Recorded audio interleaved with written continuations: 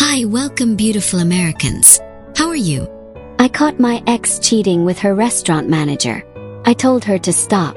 Less than 24 hours later, I saw her texting him again, calling me a hilarious doormat and a joke to her new lover. That insult was my breaking point. I had the screenshots, I had her passwords, and I had a clear path to every person who mattered in her life. I didn't stop at her boss. I sent the incrimination to her manager, her social media, and worst of all, her mother. If you've ever felt the absolute sting of being disrespected and treated like an afterthought, hit that like button, subscribe, and get ready for a story about how one moment of digital rage created a catastrophic chain reaction of consequences. I was dating my girlfriend, and she worked at a busy local restaurant. Things were good, or so I thought. But my gut started whispering, and one day I checked her phone. What I found wasn't just flirting. It was a full-blown, disgusting affair with one of her managers at the restaurant. The messages were explicit.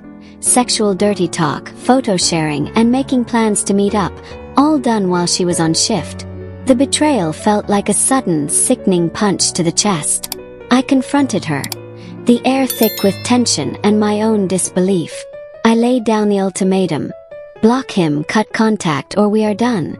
She cried, she apologized, she swore it was a mistake. For a few hours, I felt the sickening relief of a crisis averted, but something told me to check again. I felt that paranoid tension tightening in my shoulders, and I couldn't shake the feeling she was lying. It hadn't been a full day. Less than 24 hours after she promised to end it, I saw her messages to the manager light up her screen again. But this time, the content of the conversation wasn't just about sex. It was about me. She described getting caught by me as hilarious, funny, and promised him she'd reach out when we're done. The shock of her betrayal was instantly overshadowed by a raw, white-hot fury. She hadn't just cheated. She had emasculated me, painted me as a sad, pathetic doormat, and turned our entire relationship into a joke to be laughed at with her new lover. Every ounce of dignity I had tried to hold on to shattered. My hands were shaking, not from sorrow, but from a desperate need to make her feel the same absolute humiliation she had inflicted on me. I looked down at her phone, still unlocked in my hand.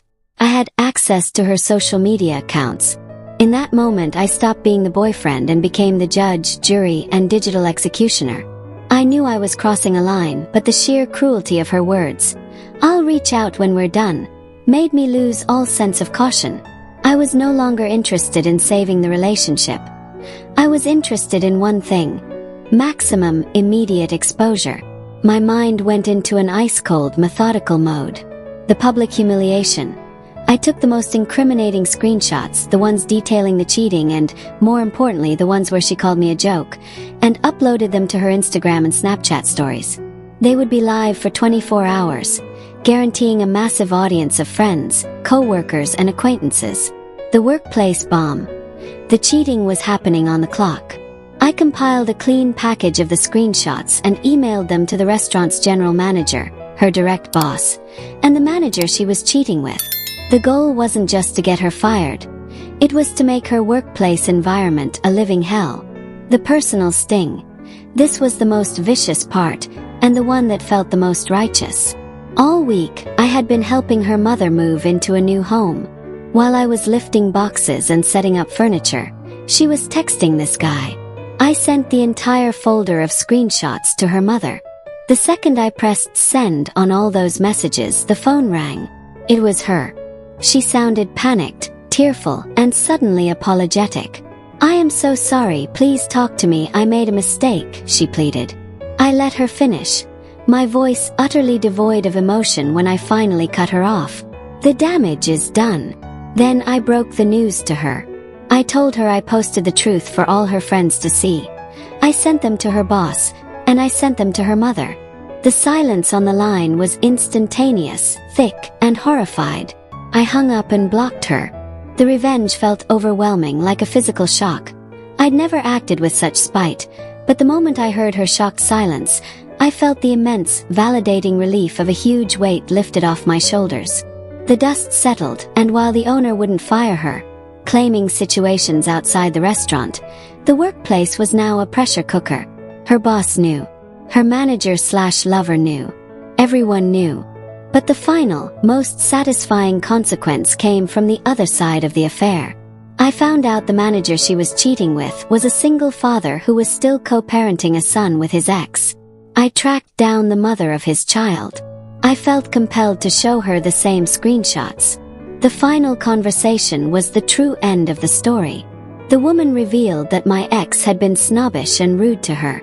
To no surprise, the manager who claimed to be so excited about his new relationship was already a known cheater. He had cheated on this woman while their son was young, with another woman from the same restaurant.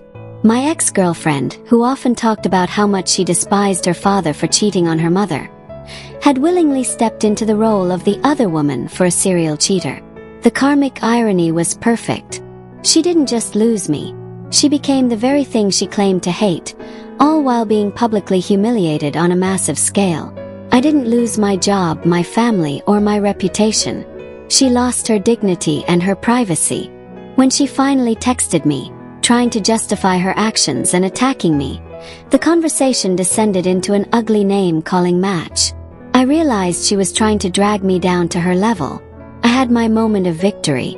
I saw the shame, I inflicted the pain, and I realized I was done. I blocked her for good. The final realization was that she never valued me and never deserved the love I gave her.